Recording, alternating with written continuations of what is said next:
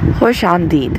ہماری آخری قسط میں حضرت موسیٰ مصر چھوڑ کے مدین میں آباد ہوئے اور انہوں نے وہاں نئی زندگی شروع کی۔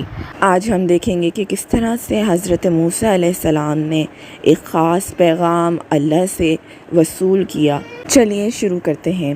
مدین پہنچنے کے بعد حضرت شعیب علیہ السلام نے اندازہ لگا لیا تھا کہ یہ بہت ہی کوئی نیک شخص ہے، لہٰذا انہوں نے یہ موقع ہاتھ سے نہ جانے دیا اور حضرت موسیٰ سے پوچھا کہ آپ میری جس بیٹی سے چاہیں شادی کر سکتے ہیں۔ لہٰذا حضرت موسیٰ نے جن صاحبزادی کی مدد کی تھی کنویں پر پانی حاصل کرنے کے لیے اپنے مویشیوں کے لیے، انہوں نے ان سے شادی کر لی اور یوں حضرت شعیب علیہ السلام ان کے سسر بن گئے۔ حضرت موسیٰ علیہ السلام مدین میں ایک خوش و خرم زندگی گزارنے لگے۔ ایک چرواہے کی حیثیت سے انہوں نے بہت سی چیزیں سیکھیں حضرت شعیب علیہ السلام سے، اور یوں ہی ایک دن جب وہ اپنے مویشیوں کی دیکھ بھال کر رہے تھے، ایک بہت ہی حیرت انگیز واقعہ ہوا۔ حضرت موسیٰ علیہ السلام نے دیکھا کہ ایک دور جگہ ایک چیز چمک رہی ہے اور باساختہ ان کے منہ سے نکلا، یہ کیسی روشنی ہے وہاں پر؟ یہ ایک شعلہ تھا جس میں نہ آگ جیسی گرمی تھی لیکن چمک آنکھ سے بھی زیادہ انوکھی تھی۔ یہ چمک کوہ طور کی پہاڑی پر ایک درخت پر نمایاں ہو رہی تھی۔ حضرت موسیٰ نے دیکھا ان جھاڑیوں پر تو آگ لگی ہوئی ہے لیکن یہ جل نہیں رہی۔ انہوں نے فیصلہ کیا کہ میں اس کو قریب جا کے دیکھوں گا۔ حضرت موسیٰ جیسے جیسے جھاڑی کے قریب جاتے گئے ان کی حیرانی بڑھتی گئی۔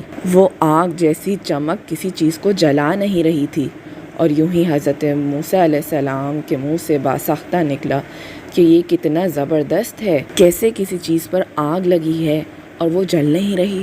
حضرت موسیٰ اس آگ کو ہاتھ لگانا چاہے لیکن وہ ان کی پکڑ میں نہ آئے اور ان کے ہاتھ سے نکلتی جائے۔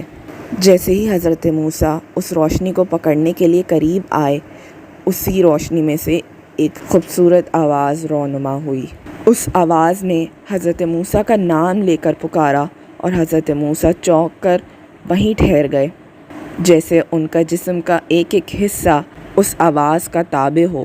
یہ ندا اللہ کی تھی جو حضرت موسیٰ سے بات کر رہی تھی، اور وہ ایک خاص پیغام اور مقصد لے کر آئی تھی۔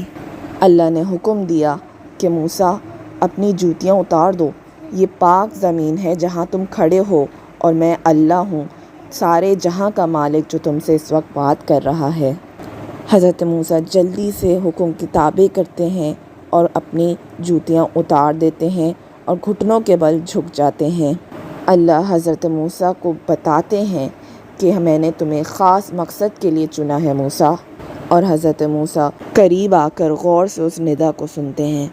اللہ تعالیٰ حضرت موسیٰ کو کہتے ہیں کہ میں نے لوگوں کی چیخ پکار کی آوازیں سنی ہیں، ظلم و بربریت کی آوازیں سنی ہیں جو مصر میں ہو رہی ہیں فرعون کے ذریعے، اور میں چاہتا ہوں تم فرعون کے پاس جاؤ تاکہ تم بنی اسرائیل کو آزاد کرا سکو اس کی غلامی سے۔ حضرت موسیٰ چونک جاتے ہیں اور بہت حیران ہوتے ہیں کہ اے اللہ، میں تو اس قابل ہی نہیں ہوں، میں کیسے فرعون کا سامنا کروں گا؟ میری تو بول چال میں بھی تھوڑا مسئلہ ہے، میں کیسے فرعون سے بات کروں گا اور اپنے لوگوں کو راہ راست پر لاؤں گا؟ اللہ تعالیٰ حضرت موسیٰ سے وعدہ کرتا ہے کہ اسے کوئی پریشانی نہیں ہوگی، نہ اس کے بولنے میں کوئی مسئلہ آئے گا اور نہ وہ اکیلا ہوگا۔ اور یوں حضرت موسیٰ علیہ السلام کی دعا قبول ہوتی ہے، ان کی زبان میں ان کے بولنے میں فروانی آ جاتی ہے، اور ان کے بھائی حضرت ہارون علیہ السلام کو اللہ اپنا پیشوا بنا دیتا ہے، نبی کی حیثیت دے دیتا ہے، تاکہ وہ اللہ کے مقصد کو حاصل کرنے کے لیے حضرت موسیٰ کی مدد کریں۔ حضرت موسیٰ ایک اور انکشاف کرتے ہیں کہ میرے لوگ میری بات پر کس طرح یقین کریں گے، اور اسی وقت اللہ تعالیٰ ان کے سامنے ایک عصا حاضر کر دیتے ہیں اور انہیں حکم دیتے ہیں کہ موسیٰ یہ عصا اٹھاؤ، اور یہ تمہارے لیے معجزات کا کام کرے گا جس سے لوگ تمہاری نبوت پر یقین کریں گے۔ اور یوں حضرت موسیٰ علیہ السلام اپنے بیوی بچوں کے پاس لوٹتے ہیں اور کوہ طور پر ہوا واقعہ انہیں بتاتے ہیں، اور یوں اپنی زوجہ اور بچوں کے ساتھ وہ مصر واپس لوٹنے کی تیاری کرتے ہیں۔ بنی اسرائیل کو ظلم اور بربریت سے آزاد کرانے کے لیے حضرت موسیٰ اپنے سفر پر مدین چھوڑ کر مصر نکل چکے ہیں۔ اللہ انہیں خاص جذبات اور ہمت نوازتا ہے، جس کی وجہ سے وہ فرعون کا سامنا کرنے سے نہ گھبرا رہے ہیں اور نہ کسی خوف سے عاری ہیں۔ یہاں ہوتا ہے ہماری تیسری قسط کا اختتام۔ یاد رہے، کوئی کام ہمیں اگر مشکل لگے، اللہ اس مشکل وقت سے ہمیں باہر نکالنے میں قدرت رکھتا ہے۔ حضرت موسیٰ کی کہانی ہمیں اللہ پر یقین اور بھروسہ کرنے کی تلقین کرتی ہے۔ ملتے ہیں اگلی قسط میں ایک نئے واقعے کے ساتھ جو حضرت موسیٰ علیہ السلام کی زندگی میں پیش آیا۔